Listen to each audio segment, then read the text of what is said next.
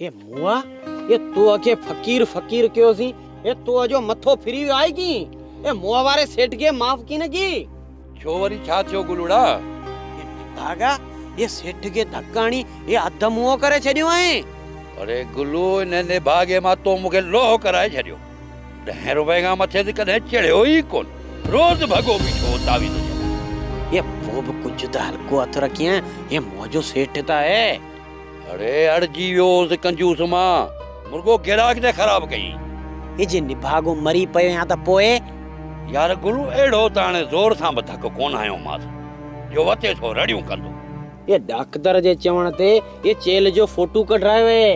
पोए ये पोए की ये मुए जी चेल ही झोरे छडी है की ना ना। अरे गुलू सच तो चवी ये अल्लाह जो सू ये आऊं की कूड़ पियो गालाया। बस यार चढ़ियो वारे थे पर हाणे गुलू तू दिल में ना कर। ये आऊं त दिल में जी की न पियो करया ये पर मुआ जो हिसाब किताब त करे। वरी केड़ो हिसाब गुलू? ये मुआ जो हिस्सो मुख की न दींदे का। ए गुलूड़ा तोखे हिस्सो घुरंदे शर्म कोन थो अचे? ये कुजाड़ो पियो चवी गिराक बि मूंखे वाह जो सुरीलो ॾिनो ई जंहिं पैसनि या मींहं ते वसाया। अहिड़ो चंडो मक्खी चूस ए बिली सफा बेड़ो की न हुयो ए हिको छेलो ॾिनो हुई ए विच में पैसा बि खासा ॾिना हुई ए जे तू नथो मञी ए ओ बि ॻाल्हि आहे। यार गुलूड़ा आऊं तो तोसां हिसाब कोन थो करियां न तोखे तुंहिंजो हिस्सो ज़रूरु ॾींदुसि। ये नींदुस ये कुजाड़ो ए हींअर कोन पियो ॾी का।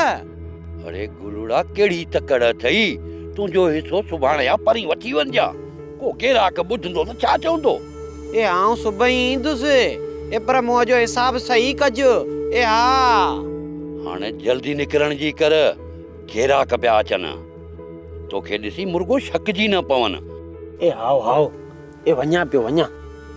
हक अल्लाह हक अल्लाह हक अल्लाह सदक सचा मुर्शद सदक।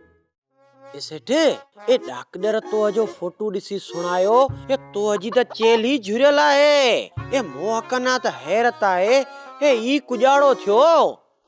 अरे छोरा इने फकीर जी का मानी वञे निभागे मोह खे त अध जॾो करे छॾियो आहे। ए हाओ ए फकीर मुए त जुल्म करे छॾियो। अरे निभागा सलम मरे इने निभागे फकीर वट मुख सूं तो कयो आहे। ए सेठे ए इन मजे मोह जो केड़ो डो ए हर वेले विहाव जी तात त तो हके हुई।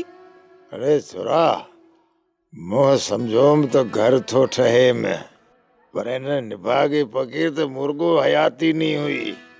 ए हरिया भरिया फकीर के बि ए एड़ो धक्को की न हो आइणो। अरे सफा झूलान में अची वियो। अरे घणियूं दाहें कयम धक्कणी जोरे विधई में। ए सेठे ए मन इन धक्क में जब का बरकत होवे। अरे निभागा मुख मंजीअ भेड़ो करे छॾियई। अरे हाणे बरकत हूंदी त बि कहिड़े कम जी छोरा। ए अञा सेठ वक्त वियो कीने ए तो जॾहिं चङो भलो थिए नी ए सभु कम सवला थी वेंदा। अरे छोरा एक ही मुंहिंजी ॻाल्हि ॿुध दुआ कर त को ठीक थियां पोइ हिन निभागे फ़क़ीर ऐं मुंहिंजी लड़ाई ॾिसजे।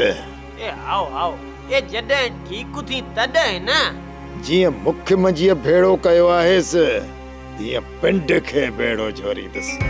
इहो के ॾींहुं सिधो ई की न थींदो।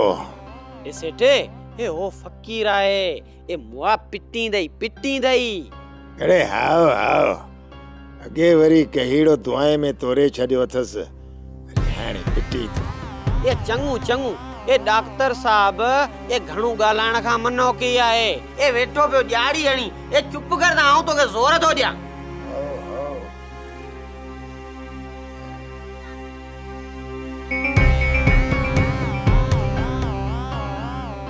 सोप सीरियल सारंग जा तमाम एपिसोड्स ॾिसो HD क्वालिटी में। विजिट करियो असांजो YouTube channel Sindh TV HD drama. Subscribe कयो असांजो official YouTube channel Sindh TV HD drama ऐं वधीक अपडेट लाइ बेल आइकन खे क्लिक करियो।